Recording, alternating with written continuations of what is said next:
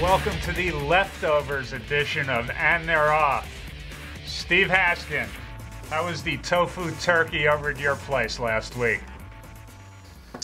No tofu turkey this year, just veggie burgers, which, by the way, happened to go very well with the stuffing and cranberry sauce, so I enjoyed it immensely. No, thanks for the invitation. I appreciate it. All right. Oh, anytime. Okay. Not now. As long as you're in Kentucky and I'm here, you're invited anytime you want. Yes, thank you very much. As soon as Blame hit the wire in the Breeders' Cup Classic, the yelling and screaming and carrying on started about Horse of the Year. Not a civil give and take, mind you, but the obnoxious name-calling and the posturing and the hating everything about the other horse. Folks, if you don't own one of these two horses, Horse of the Year holds absolutely no significance.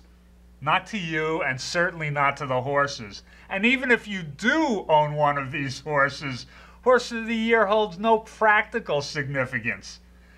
If Zenyatta loses Horse of the Year, how many stallion managers do you think will be saying, hey, they want to book Zenyatta to our stallion, but you know what? She wasn't Horse of the Year, so we're going to reject her. Blame's stud fee for 2011's already been set, so Horse of the Year has no effect on that. If he wins Horse of the Year, how many mare owners are going to say, you know, my mare is a bad fit pedigree-wise and physically with Blame, but hey, he's Horse of the Year, let's breed to him. And if Blame loses Horse of the Year, how many mare owners are going to say, hey, you know what, my mare's a perfect fit for Blame, but he lost Horse of the Year. Let's breed to somebody else. The answer to all of these questions, folks, is not one single person will say these things. These two horses are both champions, so go ahead and root for your favorite horse. Try to be grown up about it. Steve, you're grown up. I am? I take that as an insult, by the way. Look, you know, I'm not a fan of awards of any kind. You know, and I've said all along, if you gave Zenyatta and Blame the choice between a Horse of the Year statue and a carrot, which one do you think they're going to choose? You know, I can certainly understand the Mosses and the Sheriffs, you know, wanting this for Zenyatta's legacy and as a reward for all she's done, you know, for the sport. And I can understand Seth Hancock and Del Hancock wanting this for Claiborne's legacy, you know, and that's very understandable. Yeah. And I look at it as a, you know, as a fan, I guess that thinking transfers over to the fans, and that's the way they think as well. And it's like rooting for your favorite ball team. You know, you want them to win the World Series, you want them to get the big championship, you want your favorite player to be MVP. So as long as it's all in fun, that's all. Yeah, the thing is, the Mosses and the Hancocks are being civil about it, and, you know, these people who have no stake in it are, you know, have to name call and carry on like, you know, like their ego is the most important thing in the world, which I guess to them it is. So, anyway, good luck to both of them, and oddly enough, I think if Zenyatta had, you know, won it with Rachel last year, which she should have, people would probably be more inclined to give it to Blame this year rather than to, you know, try to do a do-over and a makeover, you know. So that should be. Boy, will you be getting emails this week? That's okay. I'm on vacation. Send them all in. That's right. Steve, it is December already. Only 5 months till the Derby. It's just around the corner from being around the corner. Tell us about the 2-year-olds that have impressed you so far, and maybe throw in a sleeper or two if you got them. Well, I think it's pretty obvious. Uncle Mo stands alone atop the division, and what he's shown so far has been exceptional. His Breeders' Cup Juvenile, and I'm a year ahead of myself here. But his Breeders' Cup Juvenile and his Champagne were both remarkable races, and he certainly telegraphed himself as something very special. And right behind him is To Honor and Serve, who was very impressive, winning the Remsen at 1 1/8. So we certainly know he can go the distance. And you know, I tell you, I still like Stay Thirsty, the other Pletcher Rapoli horse. You know, despite his dipsy doodle stretch run in the juvenile, he's got a tremendous pedigree, and I think with some maturity, he's going to be a very good horse next year, especially when the distances stretch out. And I have to make mention, of course, of Boys at Tuscanova, who finished second, a pretty solid second, all things considered, in the juvenile, despite not having run since the Hopeful.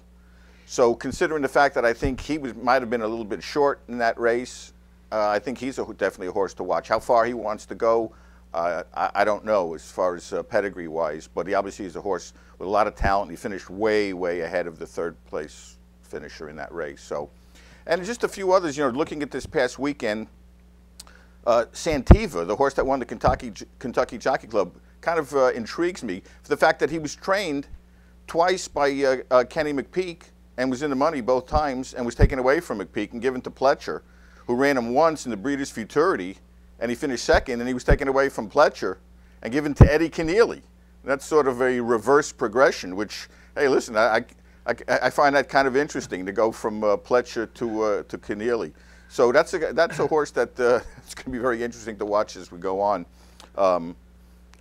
He also had some impressive winners over the weekend at Churchill Downs, and I'm looking at a horse called Tapizar, who won off by himself, and Super Saver's brother, Brethren, who looks like he could be a nice horse for Pletcher.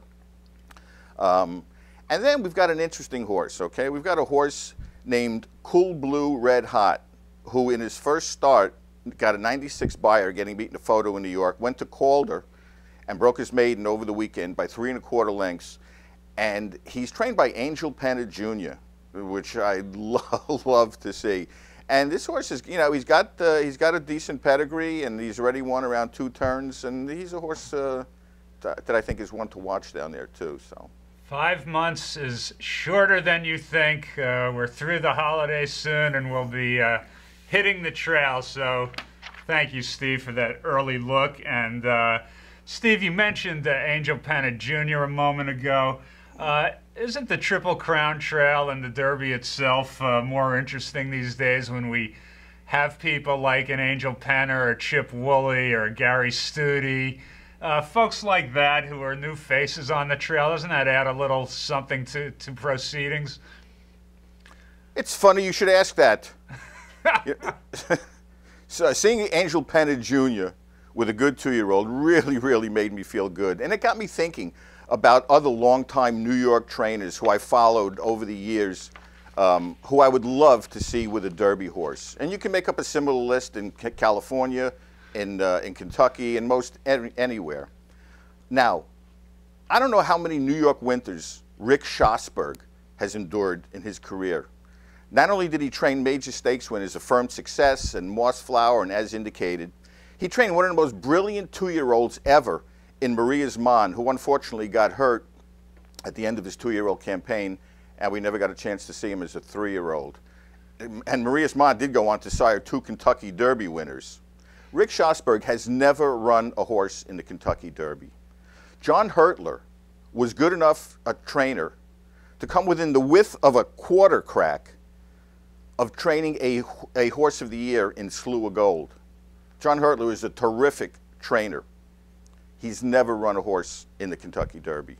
Billy Turner is the only living trainer to have won the Triple Crown, obviously winning it in 1977 with Seattle Slew.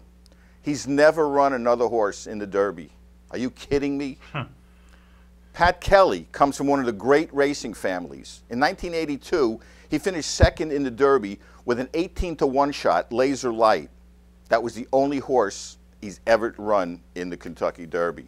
And finishing third in that same race was a mutual field horse named Reinvested. His trainer was Stan Huff, who never ran another horse in the Kentucky Derby. Jim Bond, had one of the leading Derby contenders in Buda, who won the Wood Memorial, who unfortunately got hurt the night before the race and didn't make it to the race. And Bond has trained a ton of top-class horses, but still has never run a horse in the Derby. Frank Alexander came within a half a length of winning the Preakness with Cherokee Run, who went on to win an Eclipse Award as champion sprinter. And Alexander hasn't run a horse in the Derby in 20 years. I could add David Donk, who's trained terrific horses like Awad, who was around a Derby winner and 5 Belmont winners as assistant to Woody Stevens. He's never run a horse in the Derby. Neither is Carlos Martin, a grandson of Pancho Martin and son of Jose Martin. And who, to me, he was one of the, definitely one of the sharpest, most knowledgeable young trainers in the game. Alan Jerkins has run a grand total of 3 horses in the Derby. Jimmy Jerkins, who developed Quality Road to win the Florida Derby and won the Travers this year with a Fleet Express, has never run a horse in the Derby. Come on, owners. There are plenty of trainers out there in New York alone who are more than capable of getting you to the Kentucky Derby and winning it. Steve, this sounds like a Red Buttons routine of the guys who never had a dinner. Yeah. Okay, I'm sure everybody will get that one. Well, we embrace new faces out there, and we really, it does make the Triple Crown Trail a lot more interesting for us and for the fans out there. So good luck to everybody with a good 2-year-old who's going to be turning 3 this year. Steve, Hollywood Park is throwing a farewell ceremony this Sunday for Zenyatta. This just in, Zenyatta has now had more farewell tours than the Rolling Stones and Cher combined. Those unfortunate enough may remember the last farewell ceremony for Zenyatta at Hollywood Park, where I think it's safe to say very little went right. So, I offer up my party planning services here to try to make this one a little better. First, do not invite Governor Schwarzenegger to the party. This guy has been a terminator for racing in California, and kicking off your event with waves of booing washing down out of the grandstand doesn't really set the mood you're going for here. Next, I know the owners of Hollywood Park haven't invested a nickel in it for 8 years that they've owned it, but folks, try to find a microphone that works. Last year, the sound cut off for most of this deal. There's a Costco right across the street on Century Boulevard. There are Christmas sales going on. Go buy a Mr. Mike. Third, if you have the same master of ceremonies as last year, please ignore the plea for a new microphone. But do try to find an MC who believes that people are there actually to see Zenyatta and not to hear some tired shtick that they mute their TV sets to avoid. Lastly, please, I hope you're writing this down. Lastly, we have heard so many stories about how Zenyatta has all these great human qualities. She's probably smarter than most people.